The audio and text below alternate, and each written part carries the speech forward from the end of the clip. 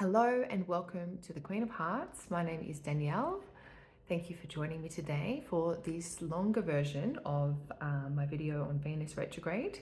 I did do a quick form Instagram version at Queen of Hearts Astrology _ where you can find that if that's more your vibe.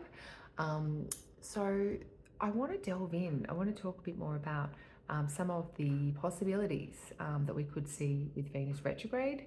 Please remember that I'm going to offer you some of the overarching themes of Venus retrograde through Leo.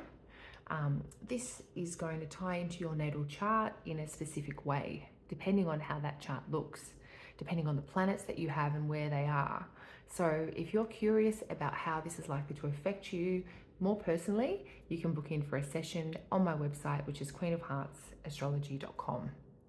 So let's get into it. Let's dive a bit deeper. Now, Venus retrograde is an occasional phenomenon.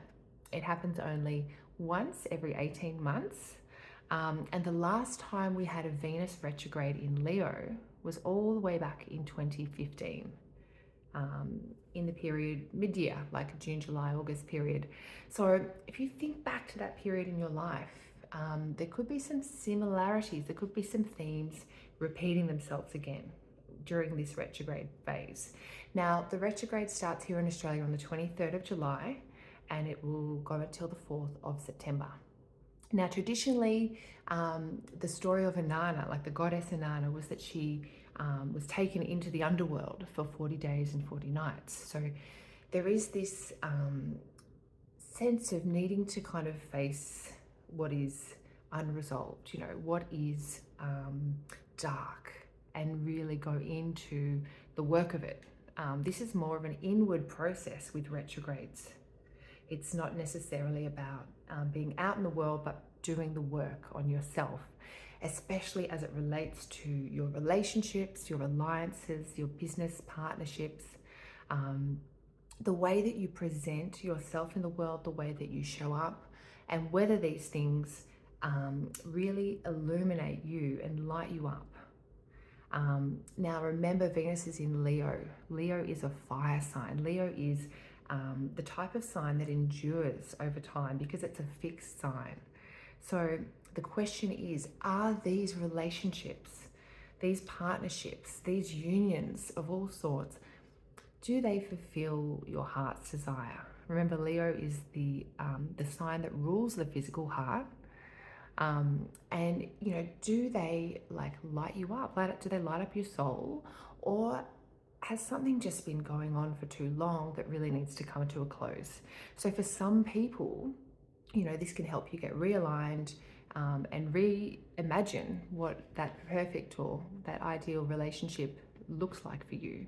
Now, of course, there are no perfects in this world, but it's good to have a vision of what that could look like for you. And so it's good to do a bit of reviewing, writing down the types of things you're looking for in a partner if you're single, or writing down the things that you appreciate in your partner if you're partnered, and maybe some of the things that need work during this period, which is about work. But it's also about resting.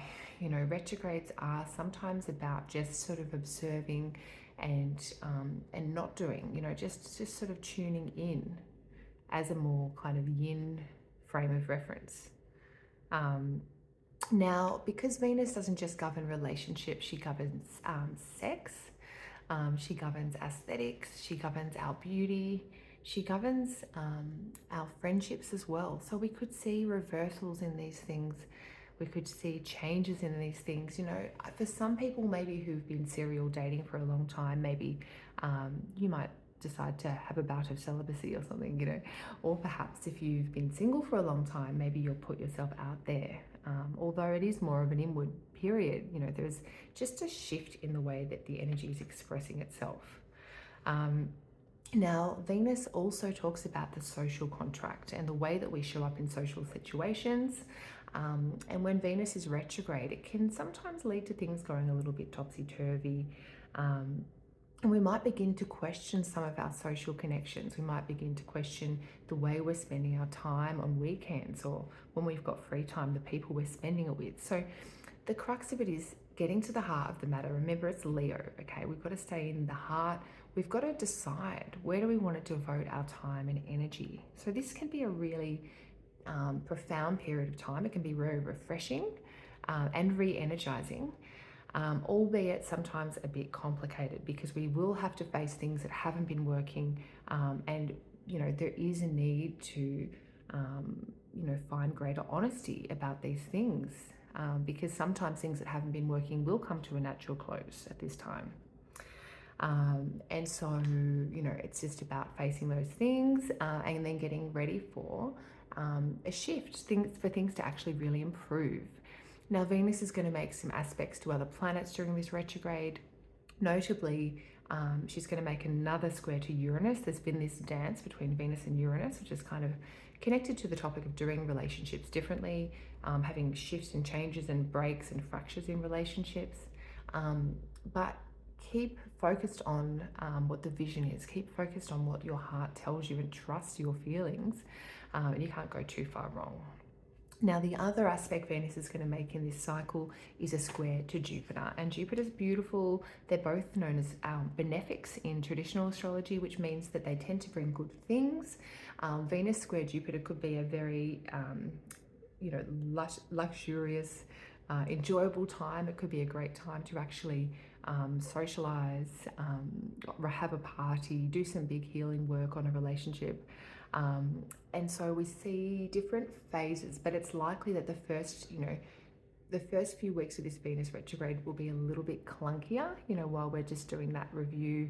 But as Venus starts to sort of station direct and things start to become clearer, we're going to get the opportunity to kind of move forward with greater knowledge and information, as well as inspiration. And remember that Venus really wants to bring unity and healing and connection. When she's retrograde, she may see the reasons why these things are not possible or not happening. So just be kind to yourself. Try and be kind as possible in your relationships at this time. The other thing to say is, because Venus governs beauty and aesthetics, it's always warned against doing any particular, especially dramatic cosmetic procedures or anything. Leo can be quite vain, and they do like to improve themselves and be kind of fabulous. So that's all good and well. You can give your wardrobe a bit of a zhuzh up, or you might get the feeling, especially early in this retrograde while Mars is still in Virgo, that you want to change your wardrobe or clear it out. That's totally fine, but just don't make anything too drastic as far as changes go to your appearance, because of the potential wobbly nature of Venus. There could be some potential for a few little slip-ups. So yeah, that was most of what I wanted to say. I'm just seeing anything else. Retrogrades talk about the past, okay? So you might want to think back to 2015, what the theme was. What were you learning then? What do you feel like you're here to learn now? Because of the past themes, sometimes we see returns of past people that come back into our lives to teach us that final lesson, or to wrap up that story that's not quite yet resolved. So if you do see returns of old friends or exes, people that come back into your life as though if by magic, it's quite a classical Venus retrograde thing to happen. So, rather than trying to kind of get back with that person necessarily, although some people will, and it's sort of, that's how it's meant for that person.